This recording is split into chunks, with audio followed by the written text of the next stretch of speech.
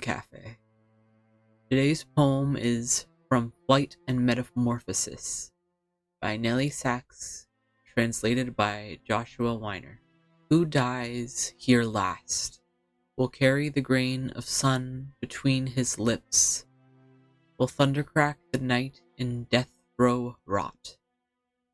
Blood-sparked dreams will shoot from his shoulders in a jagged flash, branding ethereal skin with the mysteries of affliction.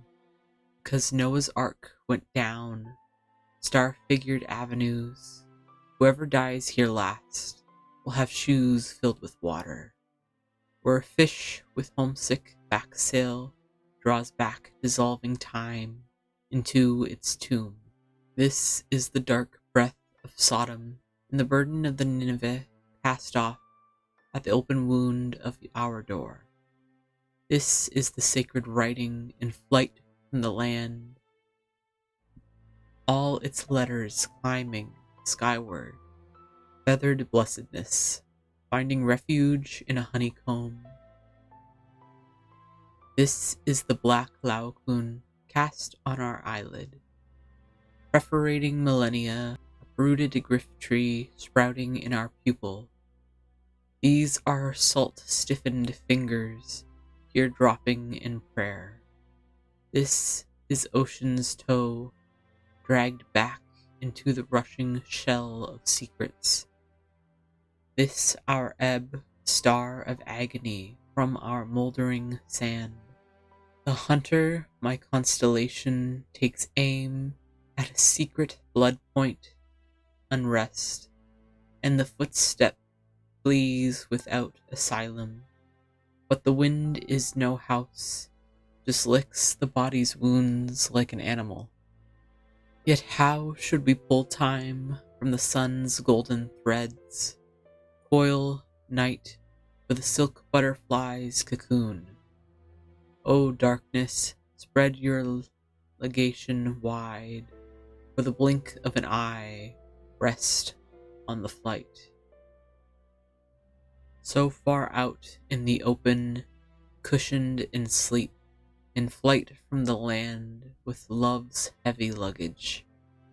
A butterfly zone of dreams, like an open parasol held up against the truth. Night, night-dress body stretching its emptiness, while space expands from dust without song. Sea with prophetic tongues of spray rolls over the dead shroud till sun again sows each second's blaze of pain.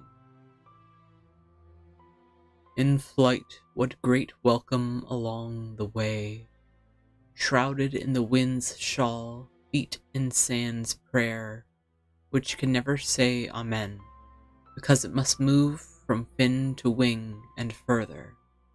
The sick butterfly soon again knows the sea. This stone with the fly's inscription has dropped into my hand. In place of home, I hold the metamorphosis of the world. Dancer like a bride from blind space, you receive the budding desire of creation's distant days.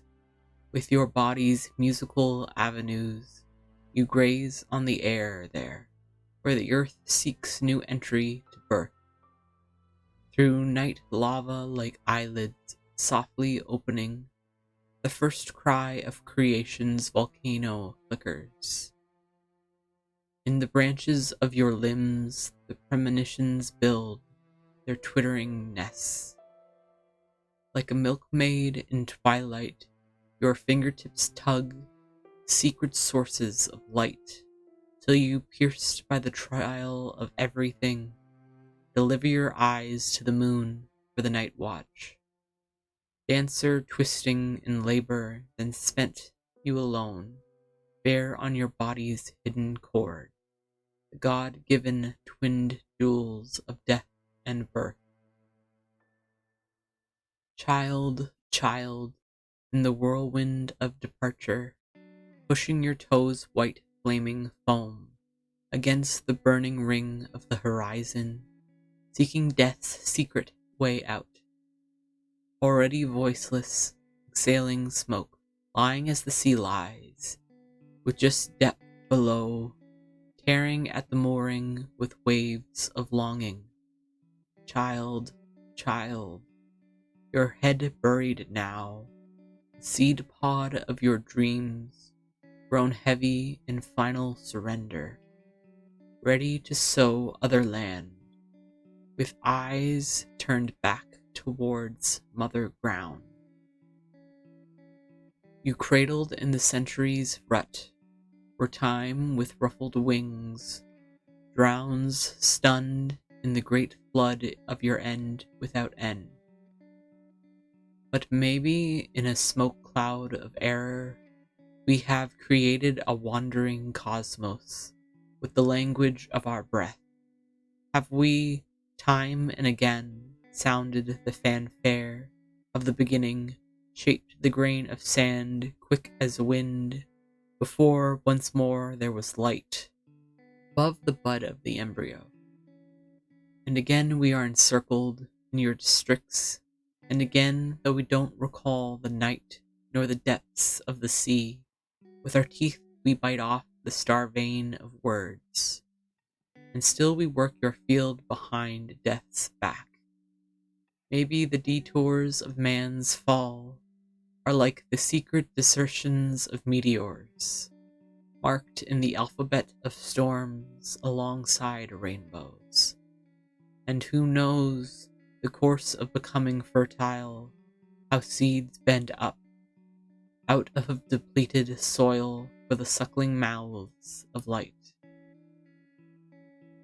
Those driven from home, wind whipped with the death vein behind the ear, slaughtering the sun, cast off from lost customs, following the water course, and the weeping rails of death they still hold in the cave of the mouth, a word hidden for fear of thieves. They say rosemary and chew a root pulled from the field, or taste night after night departure. They say it's time. As a new wound opened on the foot, their body will be devoured by the salt of torment.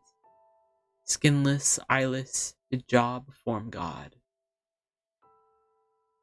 As someone comes from afar, with a language that maybe seals off its sounds, with a mare's whinny, or the chirping of young blackbirds, or like the gnashing saw that chews up everything in reach. If someone comes from afar, moving like a dog, or maybe a rat, and its winter dress him warmly, or who knows, his feet may be on fire. Perhaps he rode in on a meteor. So don't scold him if your rug riddled with holes screams. The stranger always has his homeland in his arms like an orphan, for whom he may be seeking nothing but a grave. How many homelands play cards in the air as the refugee passes through the mystery?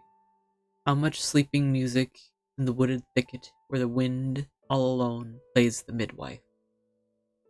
Lighting split the alphabet spurge wood sows in devouring conception God's first word. Fate twitches in the blood-coursing meridians of the hand. Everything is endless and hung on the rays of a distance. Oh, that the one understands so little, as long as the eyes know only evening. Windows and doors open as if knocked off track. Before you ready for departure, unrest in flames, hiding places for night moths, beginning to pray for home, until at length your heart, dreadful hooked wound has torn into healing. Heaven and earth as cinders kissing in your gaze. O soul, forgive my wanting to lead you back to so many hearths to rest, rest which is only a dead oasis word. The door is always open.